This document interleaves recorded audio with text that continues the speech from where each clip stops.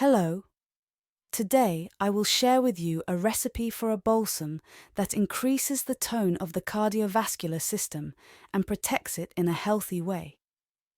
Please take a pen and paper in your hands and let's get started. Here are the ingredients we need to prepare this balsam.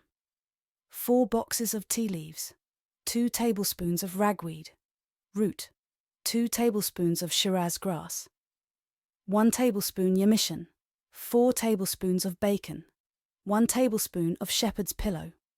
Combine these ingredients so that they are completely mixed together.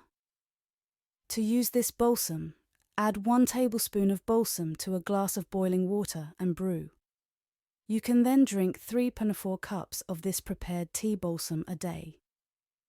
This recipe is a step towards supporting your heart health with natural ingredients.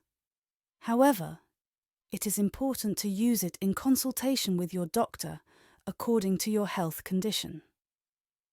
Have a healthy day.